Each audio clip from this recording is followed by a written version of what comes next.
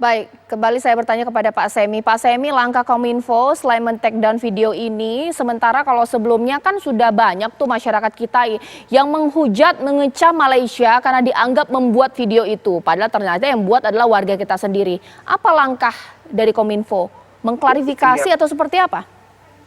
Ya ini tadi yang saya katakan bahwa perlu kita ini dilakukan klarifikasi bahwa ini adalah kasusnya kenakalan anak remaja yang saling mengejek dan menggunakan lambang negara karena satunya berada di Malaysia, satunya berada di Indonesia, walaupun dua-duanya adalah orang Indonesia.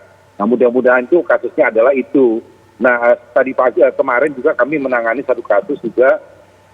Saya harap ini bukan berhubungan dengan ini juga, terkait ada lambang negara dari negara tetangga juga yang perlu kita tanganin. Ini harapan saya masyarakat untuk berhenti sejenak. Ini jangan sampai ini membuat hubungan kita semakin panas.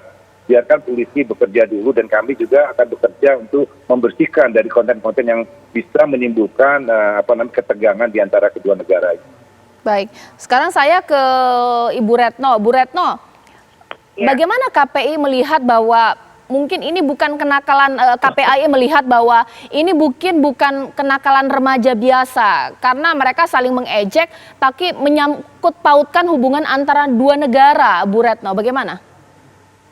Ya, pertama ini kan sekali lagi kan sangat bergantung pada pengawasan orang tua ya. Anak-anak ini kan masih belajar dari rumah, kemudian yang kedua adalah mereka itu kan difasilitasi ya, artinya memiliki gadget, punya memiliki wifi sudah pasti, kemudian ada perlengkapan lain sehingga mereka tuh bisa menggunakan untuk melakukan pengeditan misalnya pada video ya.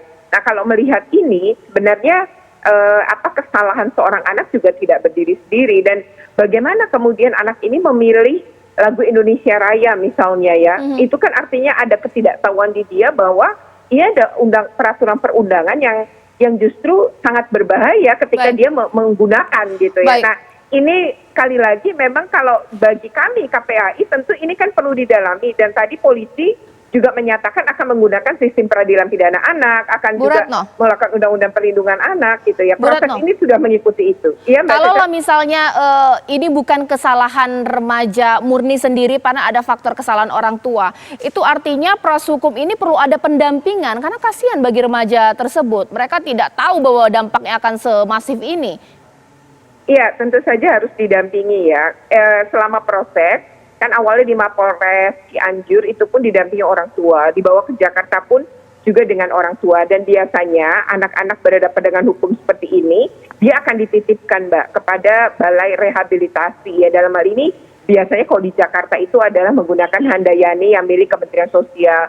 Nanti di sana itu ada psikolog. Nah nanti layanannya ada di sana dan psikolog ini akan membantu anak ini ya tadi ya melakukan pemulihan atau rehabilitasi secara psikologi maupun membangun kesadaran dia tentang berbangsa dan bernegara. Karena yang dia gunakan ini kan lagu kebangsaan gitu ya. Artinya ini ada harusnya kalau memang kita memahami ini kan orang tua juga melakukan komunikasi baik dengan anak. Ini kan rasa nasionalisme juga dibangun ya baik itu di rumah maupun melalui pendidikan di sekolah gitu ya. Artinya jangan main-main sebenarnya terhadap lagu Indonesia Raya. Ini ada ketidaktahuan mungkin dari si anak ini ya. Tapi apapun ya kesalahan si anak tetap juga bisa diproses secara hukum. Dan kami menghormati itu. Baik, Pak Semi, bagaimana bentuk refleksi dan juga perbaikan sistem dari Kominfo sendiri bahwa ternyata dengan mudahnya anak-anak kecil bisa membuat akun meskipun memang ada syarat umur sehingga ketika mereka diberikan celah untuk membuat akun di YouTube atau apapun mereka tidak punya pengetahuan yang cukup. Nah ini peristiwa-peristiwa ini kemudian bisa terjadi, bagaimana? Ya kalau terkait dengan platform digital, kami baru saja mempunyai aturan baru. Jadi tapi terkait dengan konten. Apabila di dalam platform-platform itu memuat konten-konten yang bertentangan dengan perundang-undangan, mereka wajib untuk melakukan take down. Itu jadi dan ini diharapkan ya ini teman-teman dari platform juga kalau melihat kayak gini, tapi mereka respon cepat kok. Kemarin kami tunjukkan bukti-buktinya, langsung mereka merespon. Tapi di situ tadi kalau kita membuat account ataupun membuat konten yang bisa berpotensi berhadapan dengan hukum, ya kita harus hati-hati. Karena sebenarnya mau buat akun palsu kayak mau buat itu tetap aja di ruang digital itu bisa kelihatan. Baik. Kita bisa cari, makanya perlu kehati-hatian orang tua untuk mendampingi anak-anaknya, khususnya yang apabila mereka belum cukup umur untuk menggunakan sosial media. Baik. Kemudian saya kepada Bu Retno. Bu Retno, apa saran dari KPAI? Apa mungkin KPAI akan in charge juga ke kasus ini, mengingat bahwa kalau memang ada hukuman tersebut adil juga untuk mereka, tidak terlalu berat mengingat bahwa mereka ini adalah masih remaja?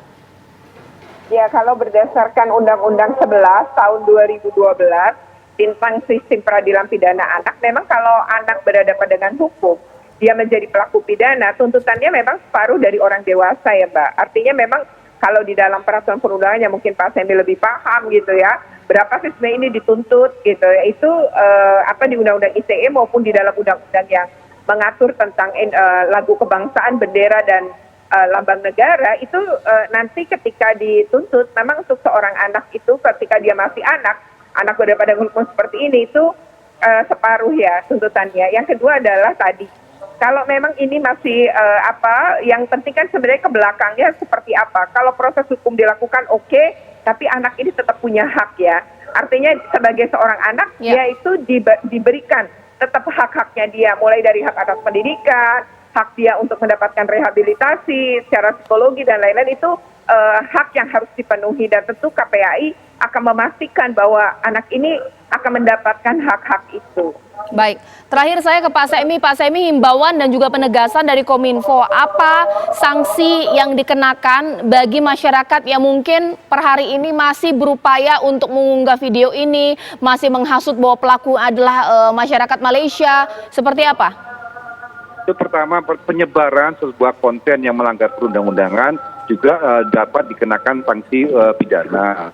Himbauan saya, ini kan kasus ini sudah ditangani polisi dan ini terbukti bukan antar negara. Ini adalah yang tadi saya katakan, ini adalah kenakalan anak-anak. Nah, sebaiknya kita jangan meratiliation karena sudah mulai banyak konten-konten yang sudah mulai menyerang negara sahabat kita. Nah, ini kami di Kominfo selalu mengawasi dan selalu meminta untuk dilakukan take down terhadap konten-konten ini. Jadi tadi yang menyebarkan akan kena juga. Kalau memang sampai menimbulkan kekacauan, ya kita kenakan sanksi pidananya. Jadi untuk saat ini himbauan saya cukup cool down dulu, biarkan polisi bekerja. Mudah-mudahan kasus ini bisa diungkap dengan jelas. Baik, Pak Semi, terima kasih atas waktunya. Ibu Retno, terima kasih. Mudah-mudahan masyarakat mendengar bahwa tahan diri dulu sejenak sambil kita tunggu aparat kepolisian bekerja. Pemirsa, jangan mengunggah apapun, apalagi dengan maksud menghasut bahwa pelakunya adalah warga Malaysia, karena ternyata memang pelakunya ada warga kita sendiri. Tapi kita tunggu bagaimana kerja-kerja yang baik dari aparat kepolisian. Ini menjadi akhir Apa Kabar Indonesia malam hari ini. Saya Cece Anissa, terima kasih. Sampai jumpa.